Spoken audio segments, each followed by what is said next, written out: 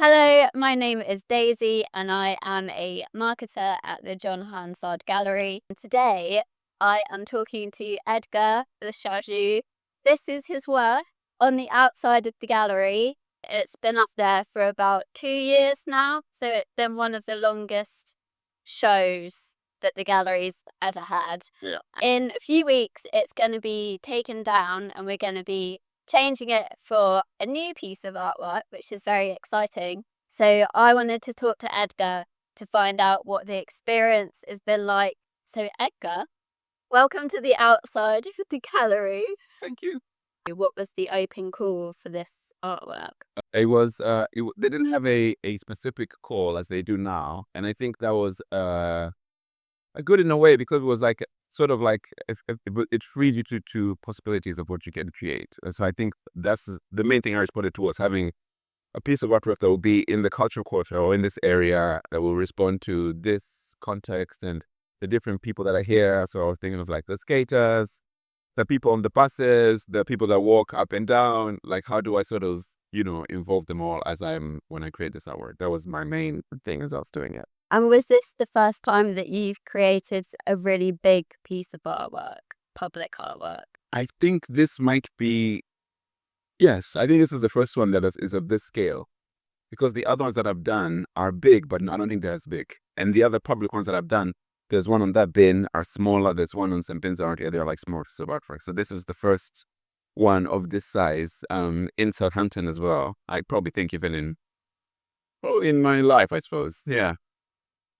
Yeah, it's a big deal. I think having that up there. Yeah. Have you had any new experiences or new interactions with people through this artwork thing here? I think some of my friends found it very exciting. I think also some of the people that are on there, when I told them about it being there, I think the like their joy or how happy they feel or how happy they are when I tell them that, oh, I did a mural and you're in the mural. I think that was for me the greatest bit, was the maybe not necessarily the mural itself being on the gallery, but the experiences or connections or relationships that sort of happen because of it, or it comes into. So like when I'm speaking to my friends, when I speak to just random people. One person I guess that really did was really helpful was Dr. Abdullah, because I met him for the first time when I was standing here showing another one of my friends this mural, and then Dr. Abdullah was just walking past and was like, doctor, come and see this guy. He's done this mural. And then when Dr. Abdullah saw it, it was like, this is perfect, because they want to have the first BBAM festival, and this was going to be like a very good backdrop for the festival. So that was, I think when Dr. Abdullah saw this, I think from then on he was like, he probably saw something in me and has been, he's like given me more opportunities. He's always calling me to help. So maybe that is a very big impact. Yeah. Because I was able to take part in the festival because of Dr. Abdullah and him seeing this artwork. So I think that was a good thing. So there is a couple of people in the artwork. At the very top, there is my mom with my son when he was like 1. And then under him is my son now, or not now, maybe it was 2 years ago when he was 5. And the 3 girls at the bottom were girls that image is from a postcard where it was postcards they would make where they would take pictures of like slave girls and put them back on postcards and would just sell them internationally. And so those 3 girls came from that postcard. I just reinterpreted them there. And then the 3 guys at the bottom, the middle one is my dad. The man on the left is a guy called I don't know his real name, but his alias, I guess, is Bongo Zozo. He's a big proponent of Tanzania, and he lived in Southampton. He's recently moved, and he was so glad when he came and saw this. He put it on. He did an interview and got like all these people from Tanzania excited. Called his mom and was like, "Mom, look, oh my!" And then the guy on the far right is Alfie. I think that's his name. He was the first black footballer for the Southampton football team. Oh, okay. And then the lady in the middle with the bananas is my older sister, and she's well, I'll probably explain the mural in a bit. And then below her there's a peacock, and then there's 2 guys, and the guy on the right, he sold me naans in St. Mary's. There's a shopper going by Afghan bread actually, and he would make the bread. And so when I was doing this mural, I was like, hey, do you want to be in my mural? And he posed for me, and I took a picture. And then later on I went and told him, hey, if you go to Hansard Gallery, outside there is a mural and you're on it. And he was so excited. He told me this thing that I remember to this day. He said, this shop is your shop. Talking about the shop here, not meaning I can just go and get things for free, but it's that idea of like you're being embraced into, you're no longer a customer. And then the other guy on the left, that was me. I posed as there's another famous graffiti mural in St. Mary's Street of a gang. I think it used to be a famous gang back in the day in St. Mary's, but then they have this big mural they have of themselves.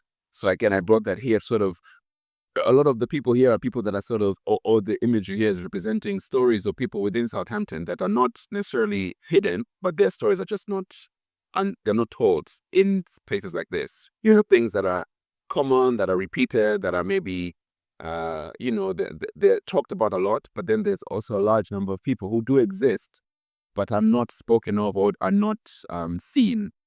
Not because they're not there, but for some reason or the other, their stories just don't come to the forefront. And so this mural was mostly about doing that, about bringing those people out. And then, yeah, that's image to people. And then there's another face hidden in the peacock. There's a face of a lady that's hidden in the peacock, and she's a lady who's also worked with a lot of people in St. Mary's. She's done a lot of foster caring. She's taking care of a lot of young people. And so I thought, again, one of those hidden faces that does a lot of work, but there's not anything that maybe celebrates them in the public realm that I sort of bring. And that was that lady in there. Yeah. And can you tell us about the two cutouts at the very bottom? So it's done to bring people from outside into the gallery. So the idea would be, as people walk past and we look at the mural, they then want to go and peep and see what's going on. And then by peeping, they get to see there's shows happening in the gallery, and they get to like go and visit the gallery itself. And also, if you go inside, you can take a picture and be part of the mural. So then you are also like sort of your story or your personality yourself. It sort of also becomes part of this larger narrative of the, yeah.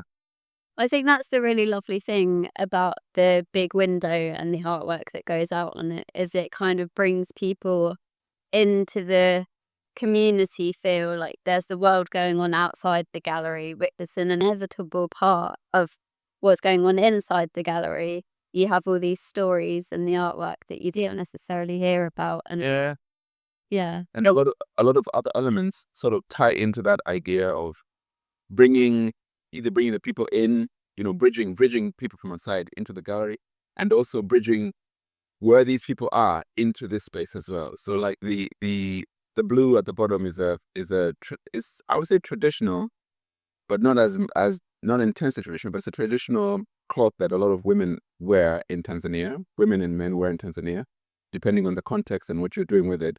And it is originally, it was used to be owned by the ruling Arab aristocrat, I'd say, during colonial Arab times in Zanzibar. And then that got appropriated by the ladies who served these the wives and the royalty in a sense. And then it became owned by the local culture. Now it's like a part of the tradition of Tanzania. And what usually happens is it's used in so many occasions. You use it for births, you can use it during funerals, you can use it for weddings, like depending on the cultural activity that's happening. The kanga, it's called, can come in so many forms and ways. And usually you have like words written on it. So this one has a special message written on it, which says, nifae kwa jua nikufae kwa mvua, kwa maana kidole kimoja hakipo nchi chao. And what that basically means is, be there for me during the rain, I'll be there for you during the sun, because one finger cannot break a louse. Like in order to break you need to do two fingers kind of a thing. And if you look at it, it has these flowers on the four corners that are like they're British. There's a name for them. They're very British symbols. But you wouldn't, and that's the thing with the kanga, like it also like, even the major flower at the center, it sort of represents whatever the occasion is. So let's say if it was your birthday, you can make a kanga that is just daisy, So with this one, it's like a Tanzanian fabric, but it has flowers that are, I think they're like a type of poppy that is very British, right? Very England. So it's like taking the English culture and reinterpreting it into a Tanzanian context and then showing that. So even within that material, this culture is embedded, even though the stories of what is not seen, it has embedded what is seen in it to an extent. Then if you move forward on the edges, there's again the patterns of flowers that are usually, you get that in kanga fabric as well. The bits where behind the peacock are tiles in the subway in St. Mary's. There's a subway that is considered dangerous. A lot of illegal activities happen there, a lot of dangerous things happen there. People have been hurt in that space. But again, I thought bringing that space here to the front. So because at the same time, with it being a very dangerous subway under the road, kids still go to school through there. They wake up in the morning, they come from somewhere, go to school. They still access the city through that same space that other people who don't live in that area see as dangerous. So then I brought that here again to like bring this space that is seen as hidden, bring it out to the forefront where everybody can sort of experience it. And people who know it will recognize the tiles and be like, I know where that place is. And then my sister with the bananas, the where she's positioned is sort of like carrying everyone else at the top. So that's sort of symbolizing, I wanted to symbolize my experience with my mom and my sisters as well. Like the way that they're interpreted or seen within Tanzanian context as opposed to the UK, where in the UK you have a very there's an ideology of women are seen as lesser than. But in Tanzania, there is like a cultural, there's like a cultural background voice that sees them as a pillar of community, as like if like it's such a different perspective. And so I put the three men at the top, my dad, Alfie, and the guy. And then below them, I put them, it's like if you imagine a building and you have this grand structure at the top, but you have one column. So regardless of how big or beautiful this structure may be at the top or how strong it is, if you remove this one column, it all collapses. And that's what that is sort of represented. And then the roosters and the peacock, I think, are sort of a play on the idea of how again, the culture of Tanzania or my culture, the relationship with animals or nature, how it's also different from in the West, where in the West, things are sort of seen as either they're like objects of contention or objects of debate, but in Tanzania, it's like, I exist, like this animal exists because I need to take care of it, and I exist because it exists. Like if it dies, I die. It's the sense of like, but in the West where you're like, I can just go and get, you go to the shop and you buy chicken, you have no idea where it's come from, and you just live, right? You don't know where your food comes from. You have a disconnect. So those animals sort of embedded in the image are showing the connection.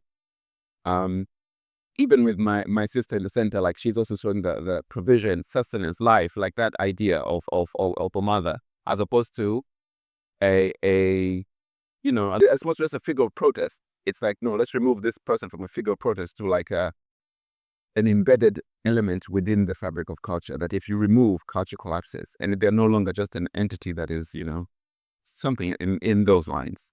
And then at the very top, again, those three girls, like I said, they were part of a postcard, which was, took pictures of these slave girls and was selling it. So what I did is I reinterpreted them with smiles. I reinterpreted their chain links to like golden links, I suppose, to sort of symbolize wealth. And then in their hands, I placed fire. So they're like lighting the way. They're like have all the wisdom. They are lighting the way again to the three men at the bottom. So that idea of like men are superior or men are whatever, it's sort of crushed by the idea of like, no, the three girls above them, they're lighting the way. They are leading. They are taking charge, and everything that comes is following upon them. Even though this postcard, I'd probably put them at the bottom, this image sort of puts them at the very top. And then I put my son holding a rocket to sort of show, like, maybe I've gotten this far and not by myself. Like there's so many people that didn't go. The guy who sells me nuns, my parents, the history, so many things have brought me to where I am. And it's like a stepping stone for him to like, grab onto your rocket and just shoot, like go as far as you can. Dream big, sky's the limit, it all opens up at the top. And then there's a lamp at the very top. That lamp is also in St. Mary Street. It was put by a gentleman back in the day when St. Mary's was a high street in honor of his son, I think turning 20 or something. But what I did is I replaced the lamp with the Afghan camel lamp, which is a tradition that is sort of dying. But the reason I put it there was because of the little communities from that area that are in Southampton, but again are not seen. And after people are born into the culture, into the West, their traditions are slowly diminishing. So this lamp, although the culture is diminishing where it's originally from, it represents the people who are in Southampton, who are like they have the opportunity to shine the light and like sort of keep this culture going. But at the same time, it represents how the culture is slowly dying. People are becoming more assimilated. They're becoming more westernized. Cultures are becoming more, people want to fit in. So things that you used to do back home, when you come here, even though you're like, we welcome you, everyone come in, and it's a very welcoming country, it doesn't necessarily mean you're able to remain who you are. You sort of eventually find yourself shifting and becoming another person. And then your kids become, and then you, to the point where maybe your grandchildren are so removed, the only thing tying them back is maybe their name and maybe their race, but nothing else. So that's what that lamp sort of represents. But at the same time, it represents there is hope. Like there's still hope for all these things to exist. And I think having it on John Hansard Gallery is like is sort of like a statement to that as well. Like there is more out there than meets the eye, and all you have to do is just walk down a few streets and you can experience it. Yeah, yeah. So you packed an incredible amount into, what is it, 7 meters maybe? Woodrow said 11. 11. Wow. I've told people 20. So that I don't know, yeah, maybe 11 meters. Do you think there's any significance in it having been here for so long and then being taken away? Do you feel like some of the essence of what you've given to Guildhall Square will still be there after the artwork itself is taken down? I don't know. I don't think so. I think that the challenge with art like this is because it's there, and it's because a place like the Guildhall is it's so dynamic. It's never static, right? You are barely. There's a I think there's a philosopher who said, I don't know, his philosopher or psychiatrist said something about you never step into the same river twice. Like once you step into the river, you step out. When you step in again, the waters you're stepping in are new. The ones that you step up gone past. I think it's the same with Guildhall. The number of people who go past here, the number of people who get off cruise ships, right? The students who just, or people who just come back and forth but had never looked that way. So I think Demonstrated. yeah, we already will come all past. So I think that is the thing with when you remove a piece of art, it's difficult to keep that essence because you are replacing it with something else, and then other people are coming past are never going to experience it. People who maybe experience it, a lot of people will either work in these places or, do a lot of movements around here. But if someone isn't from this immediate area, and that, again, it plays to my idea of the St. Mary Street just back there. It's always been there, but there are people who have been in Southampton probably for 10 years who have never gone because they've never thought or had a reason to. But the moment you take them there, then they're like, oh, this place exists. So I think it's the same thing with this. Like once you take it away, I think the new artwork will then carry a new life and bring on new meaning to the space. And you would sort of, you would lose, but I don't know if the word is say you lose. It's just that you wouldn't have it anymore. And so whatever it was representing, to an extent, wouldn't be there. Yeah. Unless it's activated something in people to be curious enough to go and look for these spaces without the mural. But otherwise, I guess once it's gone, like any other mural that you once saw and now it's not there and you barely think about, or like an old shop that was then used to go over there and shut down and you just move on. I think that's probably the experience that would happen. It's almost like a death in a way. You carry a bit of that experience with you, but the physical manifestation is like you're there. So you are always like in the memory is what you'd sort of carry on. Yeah, that's a good analogy actually. It's like the life and death of the mural, like it was born, it lived, it grew, and then it died, and then another one came. People can buy prints of sections of this. That's a good idea actually. There's a section that I have so far of the lady with the bananas, but maybe it'll be a good idea to do like bigger sections of it because it is an awkward in terms of prints. It is an awkward lead to have that in your. Once you print the whole thing, it becomes I don't know. You could do a curtain. Oh, there you go. A shower curtain. Yeah, that would be cool. That's probably a good idea. I guess that sort of embeds it, takes it and puts it into more things that people can sort of use and see every day to an extent. But yeah, currently people can buy posters of my sister there in the middle because I thought that was like a very good. She's almost at the center of the image. It's like the anchor point of the up and down. Yeah. So yeah. I've actually got a copy of that print at home, and you notice when you see it up close, because obviously it's so big here, that there are little text boxes along the side so you can read properly when it's close. So I feel like you get another dimension to the work when you see it. Yeah, close. It's like that was the other idea because I like to embed narrative within artwork, but the idea was the longer someone stares at it, the more things they see. the longer they look, the more things are revealed. So like the text you're saying, if you look at quickly, you don't see. But if you stood for a really long time, you'll be like, what's that? And then you like get closer to it. And when by the time you're close enough to read it, hopefully then you're curious to be like, oh, what's in this gallery? So it's sort of like trying to pull the observer. And again, it's again the same idea of pulling the observer from this space where it's like the public realm to an extent, to those inner streets and inner back spaces, the inner avenues, where people don't really go. Yeah. So that's like sort of the underlying narrative or idea with it as well. Yeah. Yeah. And if people want to keep up with what you're doing after you've vacated this, After I run off. where would they find more about you? I think Instagram is currently the best place now, but also on my website. Is it Studio Edgar Lushaju or edgarlushaju.com or Studio Edgar Lushaju? It's Studio Edgar Lushaju. That shows you how much I've been visiting it. Studio edgarlushaju.com. I think I'll have a lot more things there now after this down, and yeah.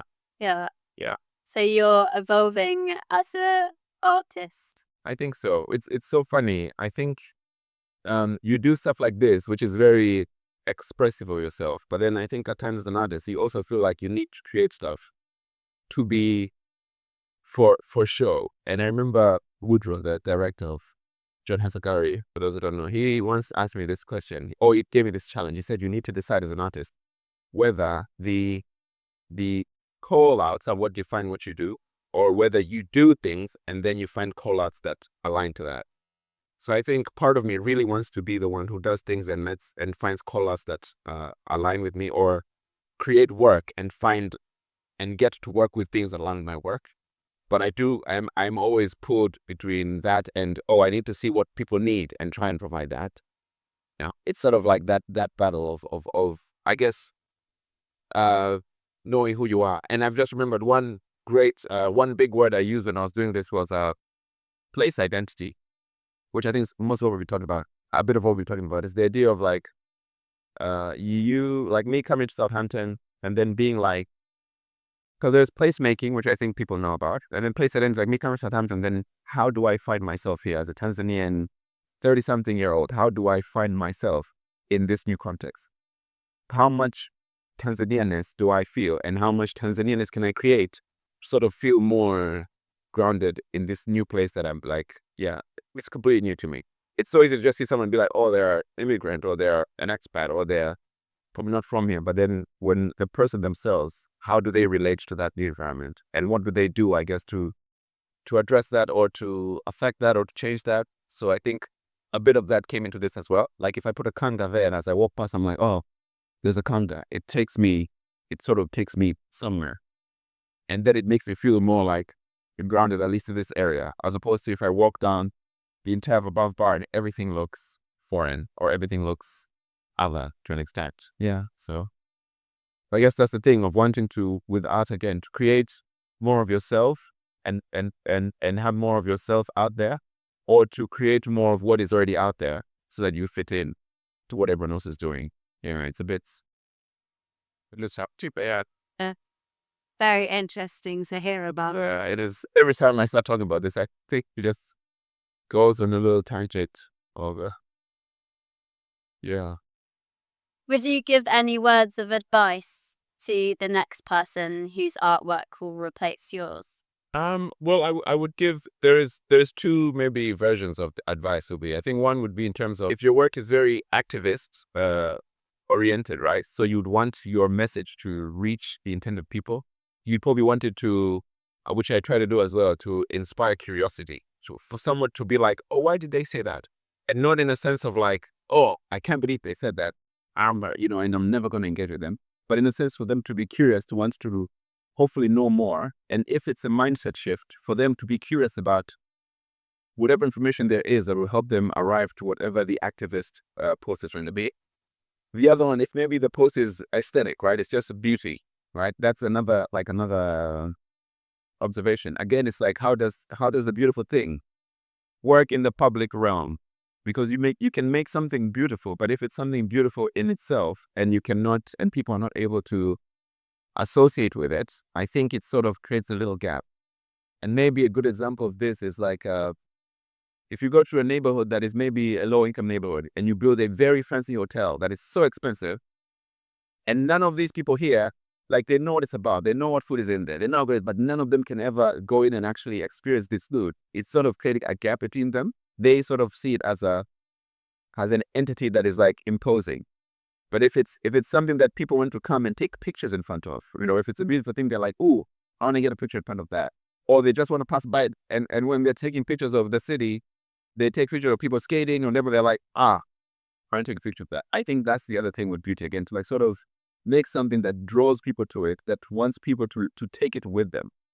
If someone can take a picture and go and be like, "I was in Southampton today, and look what I saw." So your mural has now moved from the wall of John Hansard. It's now on someone's phone, and it's now everywhere. It's on social media. Like, people are getting to experience you outside of this place, and that would be like, I think that would be something good to go for as a creative, or as someone else is doing the next mural. Maybe that's what we need in John Hansard Gallery shop, which is inside, is a postcard or something where people can buy parts of the artwork so that it's living on gallery. Yeah. Oh, wow, yeah.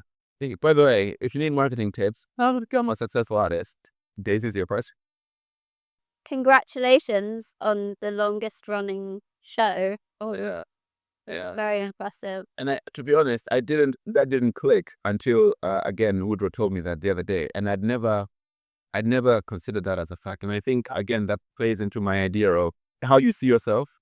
Like, if you've not had the experience of art, and you don't like absorb the value of being out for 2 years, you would just think, oh, it's just like, it's just like that time I scratched something on a wall somewhere and it's been there for years.